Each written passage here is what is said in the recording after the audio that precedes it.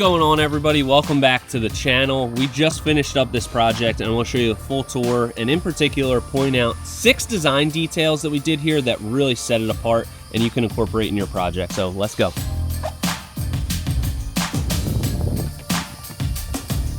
We'll start up here on the deck, and the first design idea here is something you can easily incorporate into your project, and that's going to be the vertical element on the deck. So instead of just doing traditional deck having just a railing there, we've added these decorators privacy screens and we've added this arch. So you can do both of these things. You can do one or the other depending on your project, but this does a couple different things. It obviously adds some privacy with these privacy panels here, and it also just adds a structural element to it to give it some more height. So we have this arch that we built.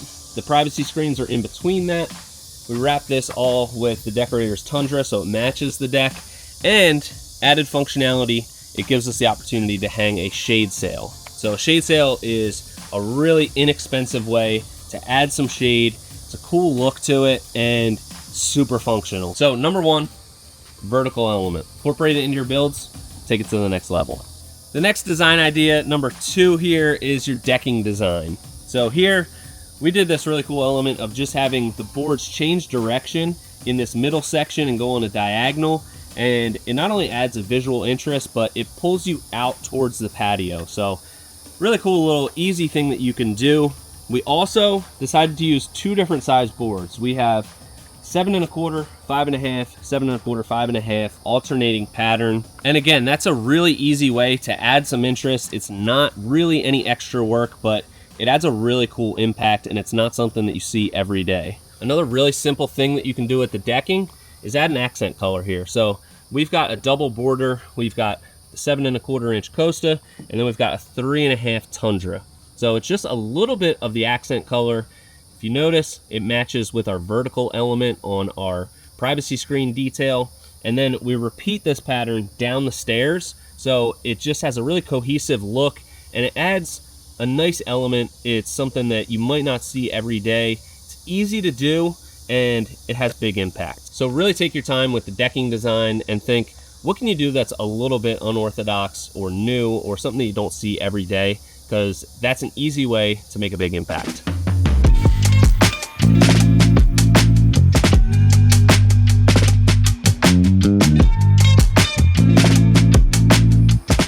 Design tip number 3 here, still up on the deck, is doing a built-in outdoor kitchen. This obviously looks a lot better than just doing a standalone grill. It anchors this corner of the deck. It also adds some decking material up on the facade, so it ties it all together, and it's just a really, really functional, awesome thing to have on your deck. Again, it's a little bit more of an investment doing this versus a standalone grill, but not only looks good from up here, it looks good from down below, so let's check it out. So doing this outdoor kitchen gave us the opportunity to do this veneer stone here. This is the Premier Series by Adorn, Acadia color, and it adds a really cool texture to the outside of this project. Differentiates it. Again, it's something that makes it look like a little bit more than your typical deck. Really high design element here. Gives you the opportunity to add that extra texture on the outside of the deck. I always find the more textures you can incorporate into the project, the better it's going to be. It's just going to have more depth to it, a richness to the design, and this element in particular turned out beautiful.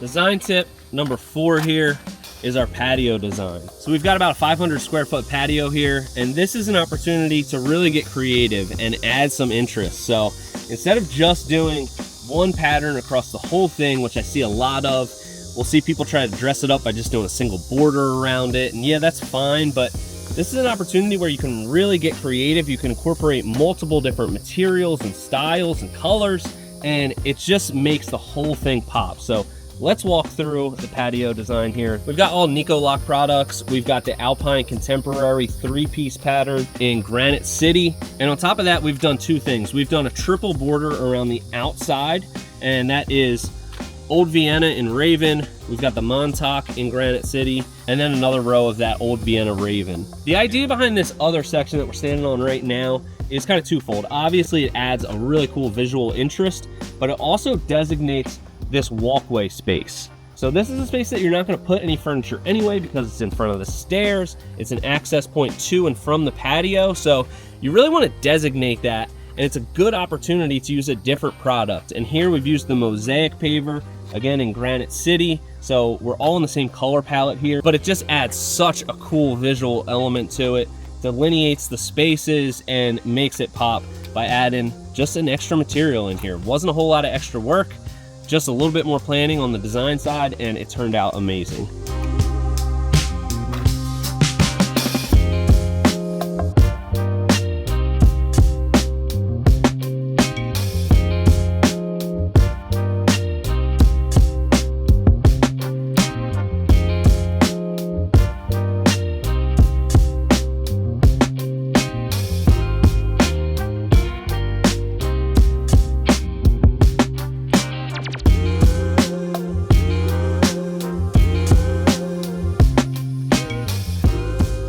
Design tip number 5 is do something completely different. Think outside the box and add a unique element. So that's what we did here. We did this custom light wall. I got the inspiration for this a couple years ago. I took a picture when I was on vacation in Mexico, and I saw a really cool light installation on a restaurant, and I knew sometime I had to take some inspiration from that and use it somewhere, and this was the perfect opportunity. We've got the wall of arborvitaes behind it, so it's got a nice green backdrop. And then we've matched a lot of the elements on the deck by wrapping this in the decorator's tundra. And then just went totally custom with this light installation. We've got our low voltage wire running up and down, zigzag throughout this. All the wires are hidden below and above, so you don't see anything but just these vertical lines. And then I was able to find these orbs on Amazon. We customized them. We got some lights that we could work with. We cut them open. We rewired everything. This came off of a set of bistro lights, and then made the connection right here to our low voltage wire, and then put it inside this orb. So we cut it open, got the light in there, hooked it up, and then closed it. And it's just something that you're not going to see anywhere else. It's totally unique, and it's the perfect backdrop for this fire pit area, with the arborvitaes back there providing that nice green solid backdrop. This element right here, probably my favorite that we've done in a long time.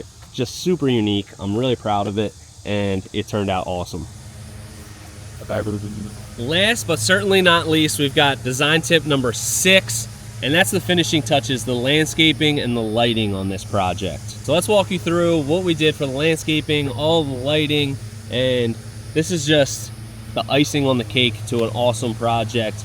The landscaping really helps to soften up the space. So it's a really underutilized part of a design that I see with a lot of contractors. They don't do enough landscaping, and it's just all hard surfaces. So you've got the deck down to a concrete paver patio, and everything is just cold and hard. But the landscaping really helps to soften it up, and it accents it, and it helps anchor it into the yard. So we want to make sure that the project that we build looks like it's an extension of the house, and it's an introduction into the yard, and we want everything to feel like it's really anchored there. So I think we knocked it out of the park with the landscaping here. I'll give you a quick rundown of some plants that we used and how we utilized them. So starting off here against the house wall, we just have some dwarf fountain grasses. I like using grasses because they have a nice wispy element to them. They're not super structured. And then we've added some path lights here, so it just helps illuminate that. And it creates a really whimsical, cool look, especially at night. Like we just talked about, we've got the arborvitaes behind here. Great privacy tree, really lush. We went with some larger ones here so that we could get that sort of instant privacy. And eventually this will all grow into a hedge. And I just really love the look of these. Gives you a nice tall element as well, which turned out awesome here. Down below, since we have a little bit of a raised patio, we wanted something taller by the edge, so we've got some viburnum here. We've got a lilac in the corner for a little bit of contrast, a little pop of color when it blooms. And then we've got some perennials down below.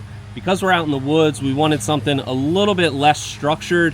Feels like it just matches the scenery, matches the rest of the neighborhood, and turned out awesome there. Over here we have some more of those dwarf fountain grasses. Really looks cool. Multiple textures here with the adorned stone, with the lighting on it. And we've got two different types of lighting in this bed. We've got the path light, and we've staggered these 4 feet apart. So we've got one here, one there. Helps illuminate the walkway, which is awesome. And then we've got some uplights against this wall, which really looks cool. Helps highlight the texture, and especially with those dwarf fountain grasses, it just gives a really, really cool look. Over on this side, this was actually Catherine's idea. She thought we needed a statement piece in the landscape, another tall element. So we went with this hydrangea tree. Looks amazing. It blooms. It's not going to get too big and overpower the space, but I'm really glad that we decided to do this because it just feels like not only the perfect entrance into the backyard as you're walking down this path, but obviously looks awesome, and I just think it's the perfect thing for this spot in the landscape. Another lighting element that we always incorporate is our riser lights. So not only helps illuminate the space for safety, but it adds a really cool ambiance to the space. On our bigger set of stairs, it's going to help illuminate the patio a little bit. And again, safety, number one here, and you want to make sure that your stairs are illuminated so you can see where you're going at night. And check this out. Up here, we just felt like it needed a little something extra for nighttime, so we did a spotlight in the center of each of these 3 privacy panels. Looks really cool, adds a super cool effect, gives it kind of a vibe up here, which I love, and just sets the whole space off. So with landscaping, you know, it gives it that lush element. It looks awesome, helps soften the space. And then lighting, another underutilized design tool.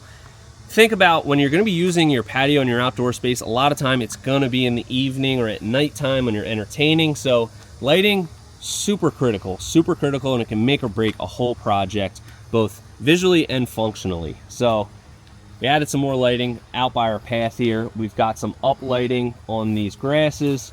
Again, gives it that cool wispy element. Looks great. We've got a big hydrangea here that we've also highlighted with a spotlight. And we've got these irregular flagstone steppers that lead you to and from the project. So